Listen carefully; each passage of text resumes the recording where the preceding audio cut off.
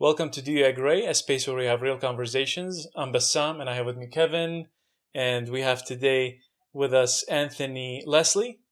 He's a psychiatric nurse practitioner. We're happy to have you here. Yeah, good to be here. Thank you. Yeah. Thanks so much for joining us.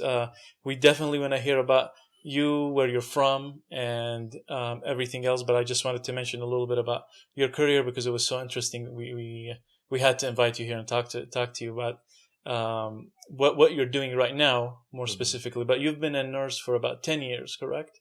Right, yeah. I started as a nurse aide, worked my way up to RN, and now I'm a Psych NP. So that whole journey process has been about 10 years. That's cool. That's awesome. What is a Psych MP? Yeah, sure. Well, I may get some flack for saying this, but basically it's a nurse psychiatrist. So Okay. I do similar things to a psychiatrist as far as prescribing medications, working, doing therapy for mental health, things like that. So is it similar to a physician assistant? PA? Well, it's honestly it's more closer to what the psychiatrists do, Okay. than what a PA does, just because I sit with the clients, I prescribe the medications, and now, well, in certain states we practice independent, which I don't think PAs can do. So that's the difference. And in 2023, Governor Newsom signed that into law, that NPs can practice here in California independently of a physician. Really? So that's cool. the major difference. Yeah. So we don't have that privilege, I think, in dentistry, because you have to be a dentist to own an office, and you can have a dentist partner, but there's no way. Then most everything you do in dentistry, there has to be under direct supervision almost. So that's cool. I want to know more about you, where you're from, your family, what your upbringing like, and then what's your religious background. Sure, yeah. So, I'm from LA. I was born in California on the west side, Culver City. So, pretty much born and raised out there. Moved around a little bit, grew up Adventist, so Seventh-day Adventist, very conservative.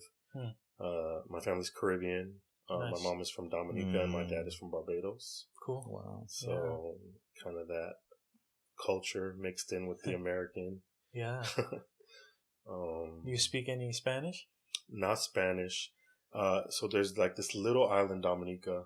It's not the Dominican Republic. No, not the Republic. Okay. Yeah. People often mix them up, but it's a little island, and it's more of a French English island. I see. Yeah. So yeah, that's where my mom's from. So. Yeah, that's awesome. Wow. So Kevin, you've been friends with Anthony for some time, right? Yeah, I know Anthony from Oakwood, and we recently reconnected in LA. That's cool. Yeah, that's awesome. Yeah, it's the Adventist community is usually small. Yeah, I feel like there's a lot of us, but we all end up going to the similar schools. You went to Loma Linda as well, which is the school I went to, right? Yeah, I did. And you did. Was it public health you were telling us earlier? Public health, yeah. Nice. That's cool. So, wow. Yeah, let's get into the hot topic. So yeah, Anthony, first of all, tell us what led you to transition from nursing to becoming a nursing psychiatrist. Say the word again. Psychiatric nurse. Okay, so let me say it again. That was a mouthful. So yeah, what led you to transition from nursing to becoming a psychiatric nurse practitioner? Sure. That's a good question. I did the nurse aide for about 4 years, and then thought, well, I might want to move up and do something different. So I did the RN. Then I was doing that for about 5 years. And I worked mental health all throughout that journey, like that whole 8-9 year period. I was on the psych wards, the psych floors. Wow. So on and off, I had worked mental health quite often, and it was always interesting to me. Like how the mind works, what makes people tick, human behavior is fascinating for me. So But in my last one of my last nursing jobs, I was working on a psych unit. And I just remember looking at, there was a young patient there. This guy, he couldn't have been over 24, young Hispanic patient. And I don't remember his exact diagnosis, but it was like an OCD thing mixed in with maybe some sort of bipolar or something. But first thing I remember thinking is, I think this client is misdiagnosed. Oh, wow. Because that wasn't what was on the computer. And a lot of times, especially with the minority clients, this was in Long Beach. I won't say the hospital. It was like a poor area. Wow. They don't always get the best care, unfortunately. So, but all throughout the day, he just kept coming, checking in. He wanted to know when his dad was going to come, bring his shorts. These specific shorts, he wanted his Pro Club shorts. And I just kept, well, hold on, your dad will be here later. Like, just checking with me later. And he just kept coming. And I just remember seeing that client, like right before I went home, seeing that patient standing there, and just all the things he was doing was very much like a normal 24-year-old. Like, he wanted the right gear. He wanted to impress the girls on the unit. Like, he wanted more food. Like, all the things a normal 24-year-old will be doing, except, like, I felt like, man, his mind just gets in his way. Like, it keeps betraying him, right? Like, he can't help but pat his pillow like 7 times before he leaves his room. Wow. He had all these rituals. It was like really an extreme case of OCD. And I think that's when a light bulb went out for me. Like, I want to help someone like that. Because I knew he was going to be discharged the next day. He was going to go back into the community. He had very limited resources. Wow. His parents, they were from another country. They didn't even barely spoke English. They couldn't help him. And I knew it was just he was just in a system where he'd be back here, back on the streets, back here. And I thought, if we could just get him on the right medications, the right diagnosis, he could do really well in life. I think that's when the light bulb went off. That's when I thought, I'm going to go back to school and do this. Wow. I want to be more involved, like, in the care. Yeah. Wow. Yeah, we often talk about this mental illness. We do. And it's very fascinating to us. And I feel like if we can just find the answer, is it your diet? Is it something that you've done, like drugs that have fried your brain? Is it like, is it a spiritual battle? Like some people say, oh yeah, schizophrenia is like that. Help us out. Yeah. So we deal with a lot. For sure. But I think you have some good points. Yeah, sometimes it is those things. I think there's a certain imbalance that can happen, right? When people don't understand proper diet or caring for themselves, whether it's through diet or even just like setting boundaries, relationships. A lot of times the mental health comes from when things go wrong in the childhood, trauma, abuse. Yeah. And it could be a combination. Is there a spiritual component? I think if you're a spiritual person and you're discerning of those things, then yeah, you see that too. A lot of my mental health clients,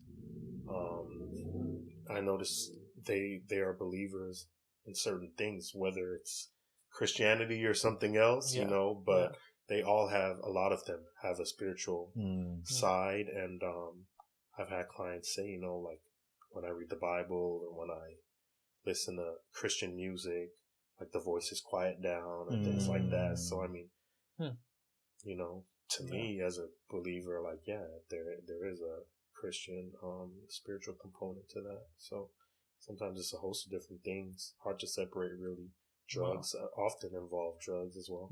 But then it's hard to say, like, are they mentally ill because they do drugs, or do they do drugs because are they self-medicating, Yeah, which one came first? Yeah. So I'm wondering, I know you said with that young man, if we can just get him on the right medication, right? And a lot of times we have people in the church context or people we know, with mental illness, schizophrenia, bipolar, depression, various issues. And a lot of times we, as Christians, we might say, it's a spiritual issue, like we need to pray that away, or you need to have more faith, or you need to change certain lifestyle behaviors. Yeah. But when you talked about this young man, you're like, if we could just diagnose him right and get him on the right medication. So is there something we're missing when we limit it to just those factors? When does medication come in as a valuable approach to helping people? Right. That's a real good question. And I've noticed there's a lot of pushback, especially growing up Adventist, growing up as a Christian, where, a lot of people aren't so open to medication. Like you said, Kevin, they want to pray things away. And while, yes, I do believe it's a spiritual battle, but I mean, God does give us tools, He gives us science. Like a psalm, when someone comes to you, right, in your profession, if they have an issue going on in the mouth, it's not like just hold your hand over their mouth and pray and send them home, like we have to deal with the issues with the tools God gives us, So I look at mental health the same, but I love the holistic approach, I would love to pray with you, but also sometimes you are going to need some medications, and there's criteria that we use, DSM-5 in mental health that allows us to see okay, are you needing medication now? So is this just a mild case of depression or anxiety, or maybe just talking about it, some therapy, praying about it might be enough. Or now, I think when it starts interrupting your day-to-day life, you're now not able to function, go to work, be a productive member of society. Maybe it's time to start talking about some medication. So yeah, go ahead. I have a lot of questions, and I'll let you Same go here. next. Just one, then you. No, you're good. So, a quick question, I guess, is when does I know what are cases in which someone needs medication? What kind of medication?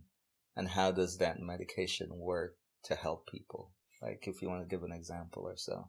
Sure. So, I mean, there's I would say 4 or 5 major categories that are more like typical mental health issues, right? So your most common is depression, right? Someone comes in.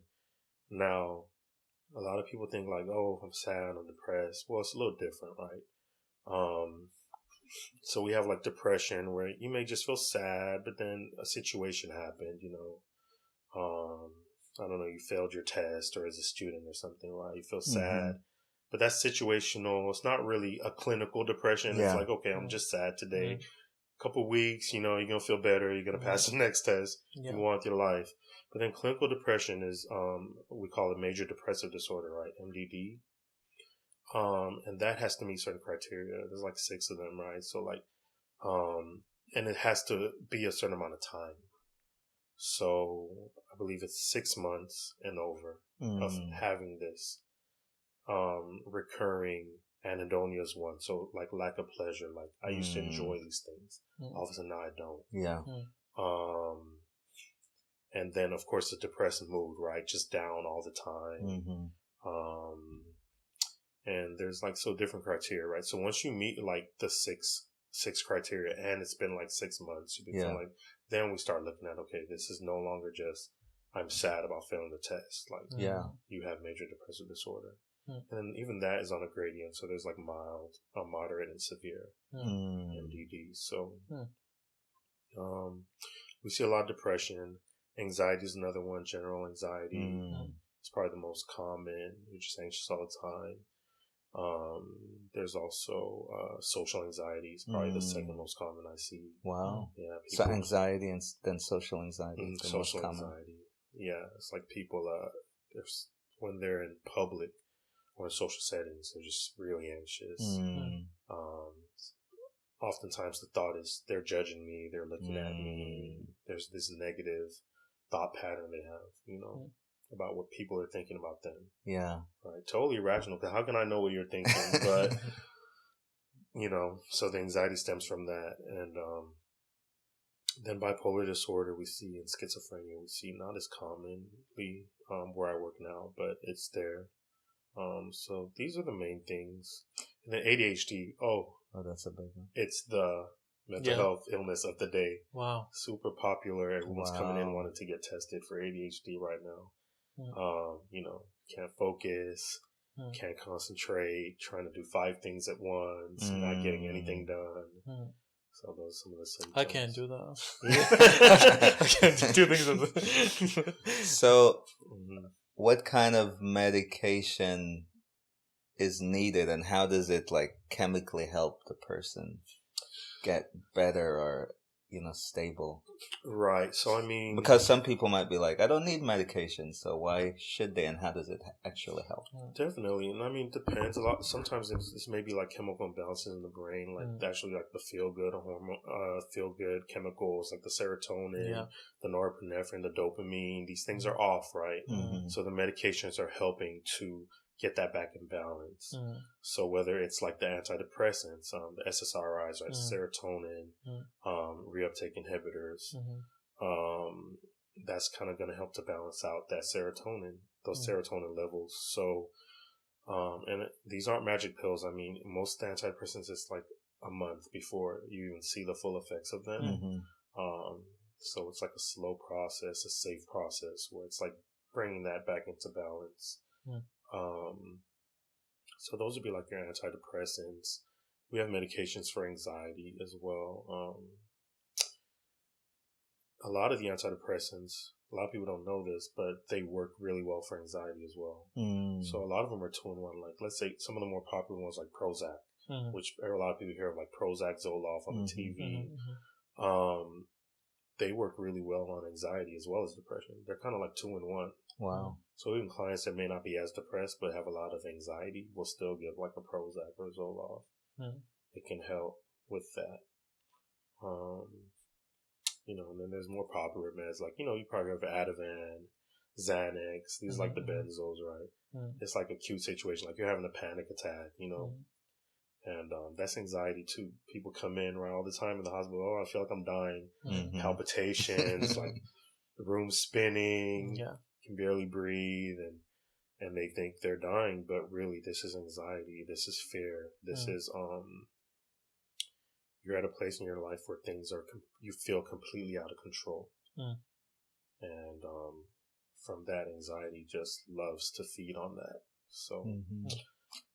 No, that makes sense. Wow. So you're saying that taking these medication for mental health illness does work. I mean, that's your profession. Yes, they work. They work. And this is coming from someone who honestly was going into prescribing medications, but with a very Adventist worldview still of like, I don't really believe in these meds, but that's not my job. So, you know, and it's like, well, I guess I have to give you this, but, you know, you need to just maybe do some prayer and fasting and change your diet, and hopefully you'd be fine. You know, I grew up very conservative. Having this home, my mom didn't let me have medications hardly ever, and she was a nurse practitioner too. Oh, wow. So she was prescribing meds, but not to me. She wouldn't let me have them. So... You know, that's the culture of it. It's very holistic if you can do things naturally. But I've learned now, working, doing this psychiatric nurse practitioner, that not everything can be fixed just holistically. You know, you need different approaches. It's not always just the natural way. So... I think the medications really help. I've seen people do really well taking the medications. I've seen them get their life back. Wow. I've seen them get their families back. I've had people come in and thanking me. Wow. You know, on the verge of ending their life. Wow. Those are the most touching cases for me, when someone comes and tells me, you know, that essentially I saved their life. Wow. You know, so it made me appreciate the medications now. Wow. Yeah. This is definitely helpful because, like you said, I mean, I come from the conservative Adventist mentality and mindset, and I still have. I mean, I prescribe medication as a dentist, but how much would you say of your psychiatric nurse practitioner experience, give me a percentage. How much do you think is holistic? Is a holistic approach?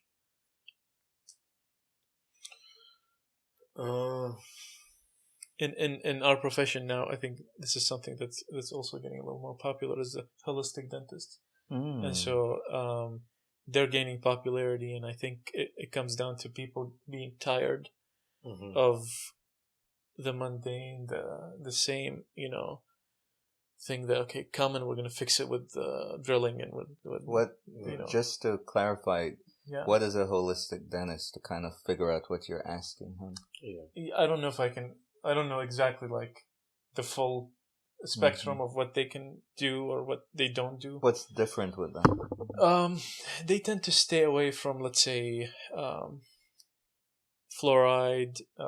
They don't like root canals, and so they rather pull the teeth because it's a dead body in your mouth. And so it's and at the same time they're more educational. So they reinforce. They're teaching you hygiene, how to take care. Exactly. The prevention and all these things. While I think the medical and dental field has been more about, what's your problem? Let me fix it really quick. Right. Take this medication, or let me do something on this tooth immediately, like drill it, or fill it, or take it out, or so it's the holistic approach. What I mean by is, are we introducing the patients to a better diet? Are we recommending that? Is that something you've seen, like a psychiatrist do, or do you guys, recommend a better diet? For example, the serotonin inhibitor, reuptake inhibitor, medication. What it does is, my understanding is, it doesn't allow your body to produce more serotonin. It just locks what you have, kind of. And so it's not... frees it up, so it's more available. And so what about supplementation, like 5-HTP, or a diet that's rich in tryptophan? Is that, I feel like a lot of, from what I've heard and people that I've talked to, psychiatrists immediately would say, this stuff doesn't work. If it works, we would have done it. We would have prescribed it. All the natural things don't work. Just take this medication. So you're saying, where do you find the balance? How holistic are they? I'm asking, how have you seen the holistic approach there, or is it mostly like now,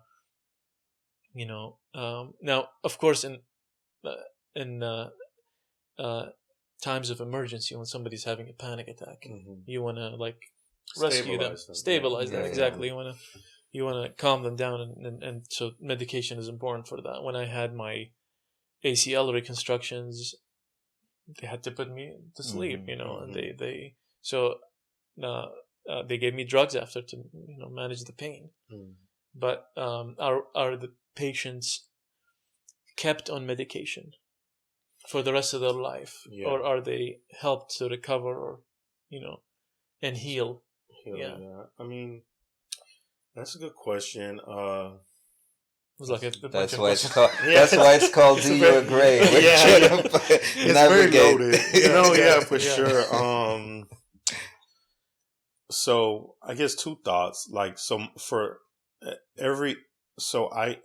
Although I am under a organization right now, I still get to very much practice kind of how I see fit in a way. They give me a lot of freedom to practice and all their psychiatry. To kind of practice within a framework, right? Of course, but like how you see fit. And I would say, because of my background and upbringing, I always take a holistic approach with my clients, and I let them know that. And honestly, a lot of people are wanting that now. They don't just want one thing. I'm like, let's attack this depression from every angle. Like, let's get you exercising. Let's get you meditating. Let's get you on some medication. Are you, like, what's your diet like? I talk to my clients about those things. Is everyone doing that? Probably not, but it is something. And I also think living here in LA too, where it's a little more, I think people are more willing to try certain things, think outside the box. So, I have a lot of clients right now, like they're doing the herbal thing. They're doing the ashwagandha is a big one right now. Yeah. Everyone loves the ashwagandha, right? So does that actually work? I've tried anything I try, I can't tell. I feel like all these things, not because I necessarily like struggle with I feel like I'm more balanced, but everybody feels down at times, for sure, and then they feel excited at times. Yeah. But I just regularly every so often will take a pill just to see. Yeah, but I never feel anything. Well, I don't think it's gonna work just one time. But you got a few times. But that's the thing. Yeah. No, yeah. Yes, a lot of people doing the herbal. A lot of people doing the experimental. Ketamine's a big one now, emerging in. What is ketamine? I keep seeing that online. Yeah, people call it like the So it's like kind of like a hallucinogen a little bit. But it's been around forever as like a recreational kind of drug. So it's a drug. So you would recommend that to Christians? Well, here's the thing, right? I mean, I've heard all the medications I prescribe are drugs, right? Yeah. So they all come from somewhere, and so ketamine, it was being used recreationally, as a drug. However, they started finding that it had like medicinal purposes, right? And so, I first saw ketamine in the hospitals when I was working as an RN. Oh wow! Bedside in Santa Barbara. I was a travel nurse out there. More affluent because you're not going to get ketamine in the hood. You're not, okay, unless you're getting off the streets. But it's very expensive to do it medically. So you have to be monitored and everything. It has to be very carefully done. So in Santa Barbara, they were doing these ketamine drips, the doctors there, for chronic pain clients. I had a client that had multiple sclerosis out there, and they had her on a ketamine drip, and I was like, oh, wow. They're doing this now. Wow. So it's kind of cutting edge, right? It's like at that time,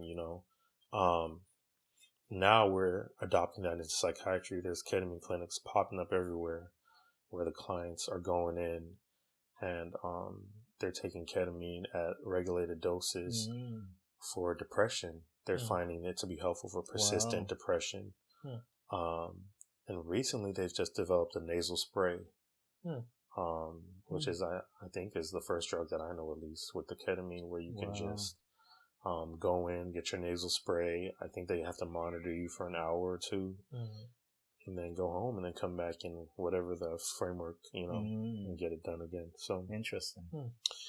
A lot of clients are into different things. So, I mean, to answer your question, like, yes, there's definitely a holistic approach going on in psychiatry right now. People are wanting to manage their health from different angles. They're wanting to be on the medications for as long as they need, but then a lot of clients want to be weaned off. They don't want to be on it for too long, And I tell all my clients, okay, you don't have to be on this forever, but you can. I have some clients, they're just like, I like my Prozac. My life works great when I'm on this, and I want to be on it the rest of my life. And I'm like, fine. I meet you where you are. If that's what you need, then that's fine. But I have clients that are just like, well, I don't want to take this forever. And I'm like, you don't have to. We're going to reassess every month. If you're doing better, maybe it's just get you over the hump. This big LA strike that's going on right now in Hollywood. I've got a lot of clients coming in right now because they're not working. They're stressed, they're depressed, they're anxious, but it's tied to this event, right? So you don't have to be on the drug forever. Maybe you go back to work next month. You're going to not be so depressed, so anxious, so stressed. We could look at weaning off. But that's a process because some people do need to be on it for a while. And then certain things, it's more difficult. Like when I discover a client that's bipolar, that's kind of a tougher conversation. But essentially, they do need to be on that medication for life. Because there's a chemical imbalance there, and it doesn't necessarily get better per se. It just needs to be treated. So, but there's so many options now for even bipolar. Like there's pills, but there's also injections. You can take once a month, twice a month. They've even got a 6-month now on a Vega injection. So every 6 months you get an injection and go live your life. So it really helps them to live a normal life. Yeah, it balances them out. They're not constantly on this roller coaster like clients with bipolar where the mood is up and down, they're impulsive, Some of them are so bad, you know, where they can't function in society, right? They're on drugs, they're in prison, they're homeless. This is bipolar type 1 usually. Very intense mood swings. A really popular one, Kanye West, right? So it's like they're just up and down all over the place. They lose their jobs, they lose their families. It's the illness. You know, when I look at someone like that in the media and I think to myself, people are just judging left and right. But from a psychiatrist standpoint, I see the illness just taking over his life, you know. And these type of clients, the bipolars, are so quick to go off the medication because they're either manic, which is like they're high up in the air and they're high on life and they're just like basically out of control, or they're down and depressed. So, you know, most people would rather be up and out of control than down and depressed, right? So they go off the meds, right? It's like too stabilizing. So they could get that high? If the mood swings are really intense, euphoria even, where they're like high, like on cloud 9, they didn't even take any drugs. So they would want to stay with it because of the high they get? Yeah, they'd rather be manic than stable or depressed. First of all, stable feels weird to them, right? Because you've been like this since you hit puberty, and now you're 30-something and someone's telling you you're bipolar, you know? And it's like you get on a medication and now you're like this all the time. That's weird for someone who's constantly always been like this, you know? So they have to get used to this new normal. And then sometimes the medication, like if the dose is too high, they'll dip down a little bit lower. And now they feel like they're either like even or depressed. They never get up to where they used to be. So it can be challenges. One of our friends was telling us that she was misdiagnosed as bipolar, but her personality is that type. She gets super excited and then she feels down. She was diagnosed later correctly, and as like she didn't have bipolar disorder, but it was just more of like personality, like borderline personality. I think so. And so she got off the medication, but she was able to manage her emotions, I think. Did she do therapy? I don't know if she did. I think she did. I don't know. She might have, but I think so. She was off the medication. She was saying that she was doing so much better.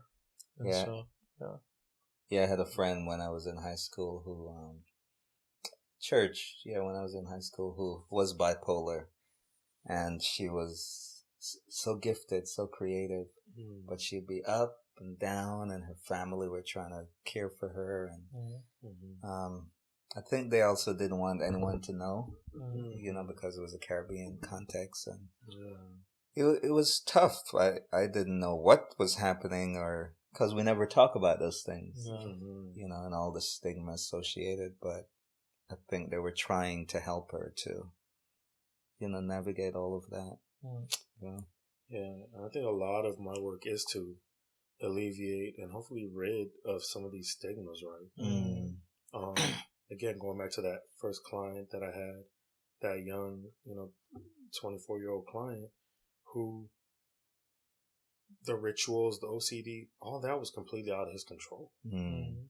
There's an imbalance there, and a lot of times with mental health, you know, if someone's bleeding out on the street and gunshot wound or something like that, we don't blame them. You know, like why are you bleeding out over there? You know, like, but with mental health, there's a tendency still, I think, especially in certain cultures, right, that the person did something wrong, it's their fault, or the parents did something wrong. But no, a lot of times there could be something physiologically going on in the brain. It's a chemical imbalance, and so it's not their fault. You know, that this person has these certain behaviors or things that they're doing. So some of that stigma, I think, definitely needs to go away. I'll have clients come in and, you know, if I tell them they're bipolar, they know the stigma attached to that. They'll almost be begging me for a different diagnosis. Wow. You know, they'd rather be depressed. They'd rather have ADHD. Like, don't tell me I'm bipolar, you know, because of the stigma that comes with that. And I'm like, it's not your fault, and you don't have to be ashamed, you know. We're going to get you the right medication. You're going to live your best life, you know. So a lot of times they do. It's very treatable. What can we do to, like, I think it's even there in the Christian community, like, you know, you have mental illness, like there's something wrong with you, or in the Caribbean context, you know, you're crazy, you're mad, you know. 100%, and no one wants or you treat them differently. Like, I've seen that. So how do we kind of break through and kind of dismantle those stigmas? Yeah, I think these type of conversations are a good start. Very important. I think we just need to normalize talking about mental health too.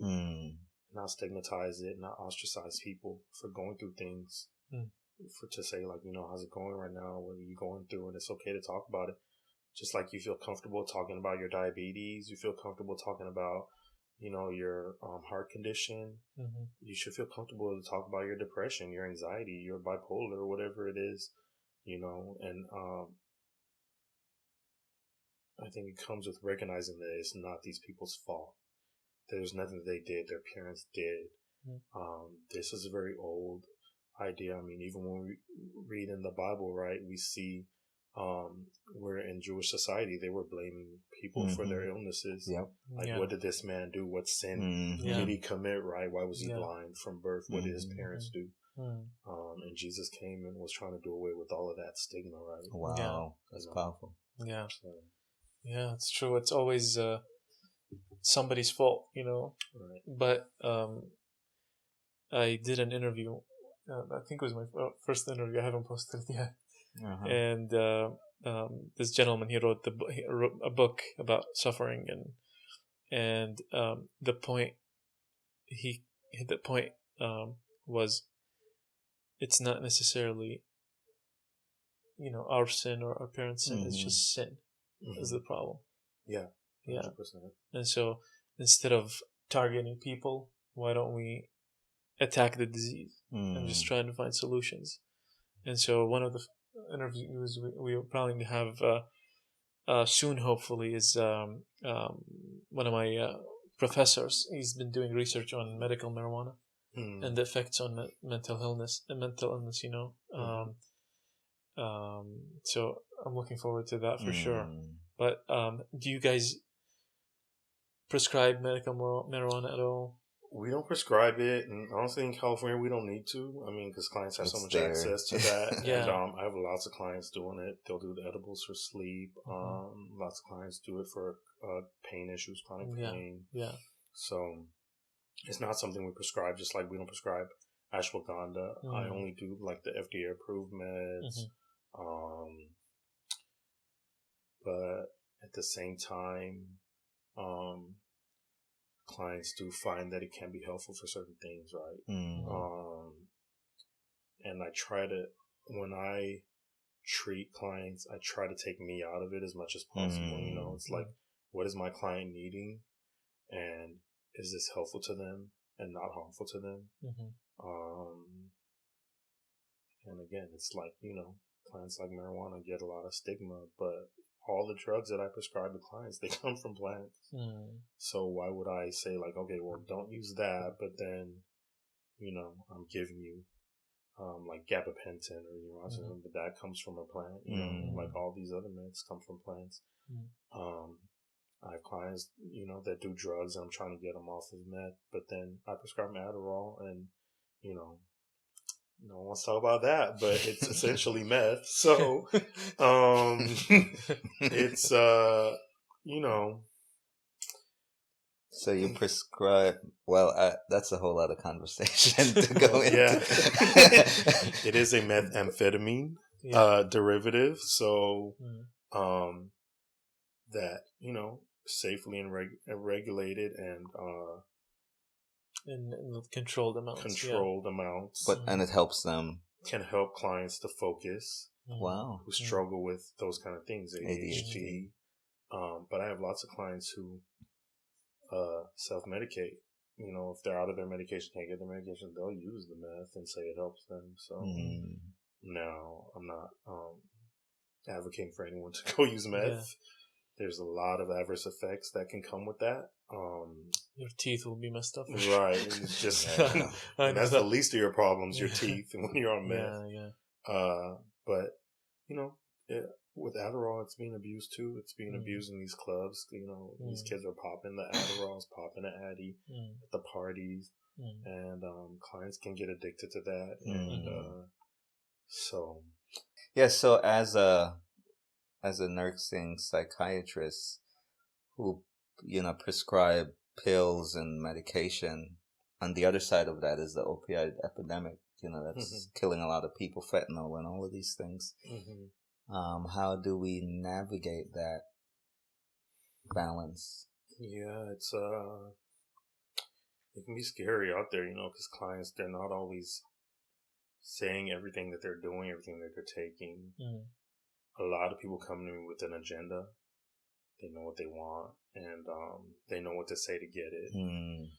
So that's the tricky side of it, It's a lot of, I spend a lot of my brain power in sessions just trying to figure out what this client really needs versus maybe what they're just trying to get, and how I can best still serve them and help them. But at the same time, like, I took an oath to do no harm, right? So, yeah, it's a lot of just trying to figure out what they really need, make sure I'm not over-prescribing or giving things that they don't. And, we have tools, like, I'm not afraid to drug screen someone. Hey, if I'm just noticing things, behaviors or things that are not lining up with what you're saying, I'm quick to click a drug screen, send you down to get one. So, but yeah, I mean, there's still going to be people who slip through the cracks, no matter what. There's some very functional addicts out here. I have clients that come in, I'm like, I know they're an addict, but, they have it well put together. I have clients that I know that are addicts that have done TED Talks. I mean, these are not like just homeless people. Yeah. Although I do get homeless, I get been to prison. But I also, I'm right there in Hollywood, so I get, people that are more well-known, affluent, people that work in the film industry will come in.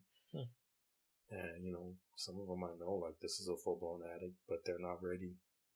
So, my policy, and I think the policy of most of the providers where I work, is meet the client where they are. That makes sense. Yeah, and I try not to judge. I don't know what brought you to this point. I'm just here to understand, and then help you however I can. Yeah. So, that makes sense. How do you, let's say, if patient's looking for drugs, how do you refuse, like, service, let's say? Yeah, politely. They get upset though, right? Yeah. Oh, yeah. There've been some scream matches. There've definitely been some yelling clients. People have walked out, upset, complained. But, I try to just politely let them know that, what I think. So I take them through the whole evaluation. And then I show them at the end, this is the criteria I was looking at. This is why I think this is what's going on with you versus that. Just so there's no confusion, And then I say, this is what I recommend. And what do you think? And then they share, A lot of times people agree because when you take them through everything, they see why. But then you have people who have their agenda, like you said, just maybe drug seeking, things like that. So in those instances, I do have to be a little bit more firm and just say, well, this time I don't agree with that. I'm not prescribing you that. At the end of the day, this is my license. I worked really hard to get it. And so I have to do things that align with what I agree with. And if I don't agree, I let them know. You're always welcome to a second opinion. Yeah. But, I'm not doing it. So. Yeah. That's good. Yeah. That's good. So, I want to say, Dr. Anthony, this has been really powerful. It's powerful and personal to me because I've worked with a lot of people who, were homeless, who we brought into our home, who had, oddly, a lot of them, maybe 75 to 85% of them had mental illness. And we found ourselves loving them, embracing them in our home, teaching them the Bible, bringing them to church, having them be a part of our family, but unable to get them over the hump, because they had a mental illness and we weren't equipped to deal with it. And now I'm hearing, like, there is hope for those people, if they can get on the right medication, are regular people who, they can get help. And so as we get ready to wrap this up, can you tell us an example of someone you've worked with, who came in with specific issues and the transformation that occurred as a result? Yeah, definitely. First I want to say real quick, oftentimes people talk about LA having this homeless issue, right? There's a lot of homeless in LA, and it's only growing since the pandemic. Yeah. However, LA doesn't have a homeless issue. LA has a mental health issue. The majority of people you see that are homeless are mental health patients who are either misdiagnosed, not being treated, or some of them, just go off the medications. So I think it's important. This is why it's important for mental health to be addressed, to be destigmatized, for people to stop with the stigmas, and to allow people to get healing. Yeah. I've seen healing take place. It's always encouraging to me when it does. There was a specific, I had a young man that was a client that came in. He was homeless, living in LA, maybe mid-20s, and, using drugs, things like that, going from just couch to couch, place to place, wherever he can find, and after doing the whole evaluation and everything, realizing that he didn't know that he was bipolar. Wow. Right. So, and also there was a lot of trauma in his childhood, unresolved, unaddressed. Yeah. Never spoke about it to anyone. Wow. Those are a lot of my favorite clients, are the ones that they're like, I've never told anyone this. And it's like, wow, thank God that you have an opportunity to do that here. And I thank you for trusting me with that information, and had just been like abused. And this is something we don't talk about a lot, I think, too, in the churches. These are like uncomfortable topics, right? Like sexual abuse, physical, emotional abuse, right in their own homes. This client had been sexually abused by a pastor. Oh my Lord. Yeah. So imagine growing up with that, and it's like, who can you trust? And trying to tell his mom and just totally like dismissing, and it's like crazy.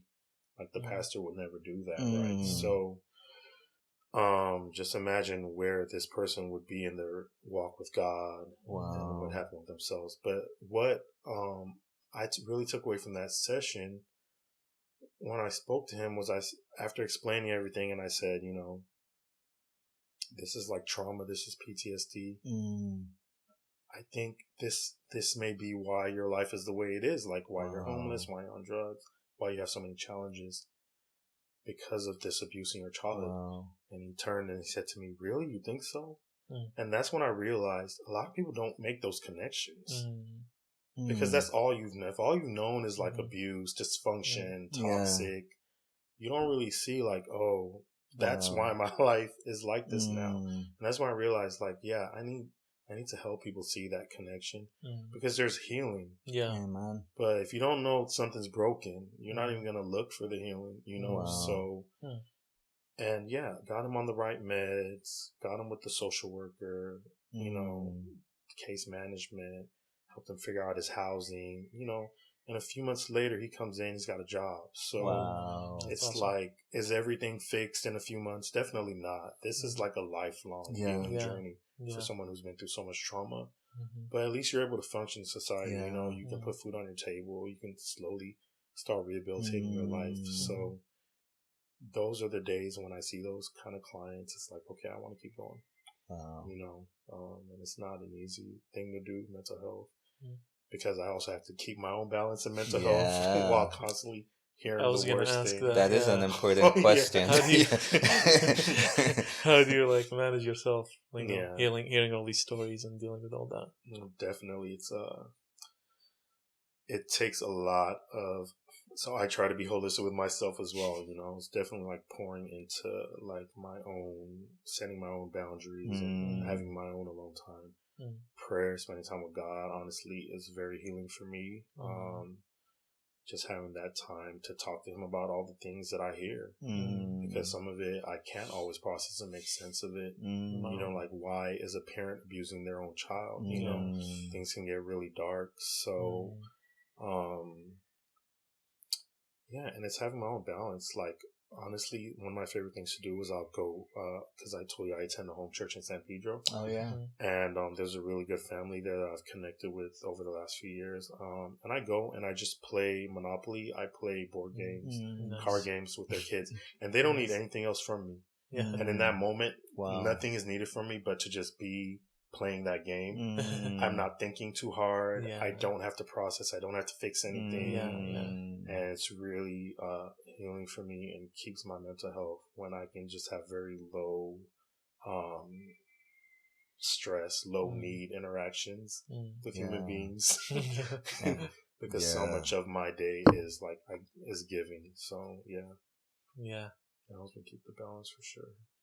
Well, this has been amazing. Honestly, we love this topic, and thank you so much for coming, talking with us. And you're gonna come back again. There's definitely another topic that we want to get into that has more to do with what you're doing right now. Right. And but we'll keep that a surprise. Yeah. Stay tuned. Stay tuned. Yeah. We don't even have to include this part. Yeah. But you know, what you're doing seems to be like what, you know, God is about, you know, helping people who are broken heal, the work of Jesus. And it's unfortunate many times that the stigma and I don't know what, maybe even irrelevance as a church kind of blocks us from being used in this arena. And so just thank you for being the hands and feet of Jesus Christ in those contexts. But how do you see God at work? How do you see this as the work of Jesus, the work of God? I'm just curious. I mean, he's always at work. I just want to say, touching on what you said about this not always being accepted or encouraged in the churches. I mean, I remember, I did a year at Oakwood, and I remember there was a debate came up on campus about should we even have psychology as a major, so this wasn't even that long ago. I mean, so there has always been this sort of like friction, I don't know what you want to call it, between Christianity and like mental health, psychiatry, psychology. Again, like we touched on earlier, it's like praying things away, but I think the two can work in harmony, and I see God like on the job, putting people's lives back together. Christ came to alleviate, the suffering that was taking place. He came to give life abundant, right? Good life. So, the thing is, when I go to work, I'm not always able to pray with people. Not everyone I interact with is a believer. I don't have the liberty to always say Christ and God and things like that. But I can still show him. Yes. Wow. I can still show his heart, like his character. There's a verse in the Bible where I think Paul talks about that he was being seen even through like the invisible things, like even through nature. Like those who didn't know God were still experiencing him, right? So it's like, that's how I view my day with my clients. Like, and I pray like I try. I'm not going to be a hypocrite on here and say I pray every single morning, but I try every morning. And some days, it is like, God, I need you today because I don't have it for these people, so like, but help me to show Christ to them today. I may not be able to tell them about you. I may not be able to hand them a glow track or a steps to Christ, but I can still treat this person like a human, a human being, and we're a lot of my clients, and I won't take any steam away from next time when we'll talk about this, but a lot of my clients are very dehumanized. They're not treated like human beings. I'm very passionate about this aspect of people. As a Christian, we should always love people. Even if they're not being treated like humans anywhere else. When they come to us, they should not be walking away feeling less than human. that is not what Christ was about. So if I've shown someone Christ today, if I've treated someone with the dignity that God came, to restore our dignity and our humanity that sin had marred, then I feel like I'm showing Christ. I'm doing my job as a Christian. So, wow. Don't make me cry, man. It's beautiful. Thank you. Yeah, man. Yeah. Hey, man. Appreciate you. Yeah, I appreciate this is awesome. Having me. Yeah. Yeah. I love it. Thank you, brother. No. We'll do the other topic for sure. We have to do it. Yeah. Stay tuned.